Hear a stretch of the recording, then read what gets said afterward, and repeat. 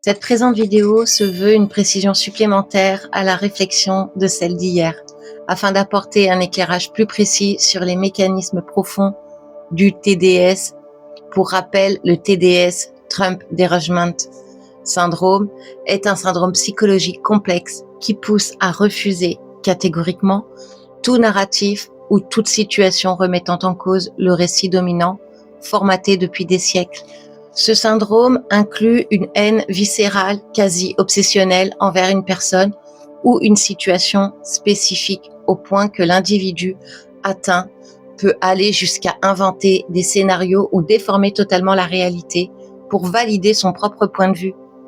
Si on le nomme ainsi, c'est parce que Donald Trump, par sa personnalité clivante, est l'exemple type de ce refus irrationnel. Toutefois, il s'agit d'un syndrome universel, une réaction de défense extrême face à tout ce qui bouscule le conformisme mental établi.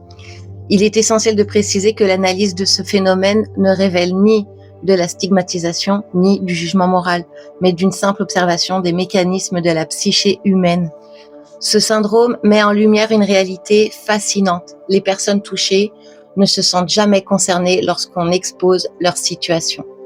Cette réaction est tout à fait logique, car leur personnalité s'est construite sur une vision bipolaire du monde, un affrontement entre le bien et le mal, où les valeurs ont été subtilement inversées. Pour ces individus, la remise en question est impossible dans l'immédiat. Leur structure mentale fait barrage à tout récit qui viendrait contredire la pensée dominante sous laquelle ils ont été formatés. Ce blocage agit comme une porte qui se ferme automatiquement pour éviter un effondrement psychologique brutal. C'est une forme distincte, inconsciente, de survie, tant psychique que physique, car accepter une autre réalité reviendrait à voir tout leur système de croyances s'écrouler. En conséquence, loin de s'interroger, les sujets atteints de TDS ne se sentent pas visés et vont continuer leur narratif destructeur, parfois avec plus de virulence, car ils sont touchés au cœur par ceux qui inversent les codes de la réalité politique ou sociale.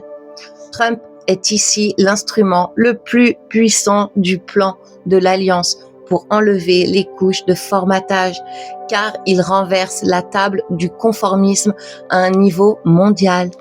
Cette puissance de disruption est telle qu'elle finit par déstabiliser même ceux qui, lors du premier mandat, semblaient soutenir l'Alliance et croire en ce processus.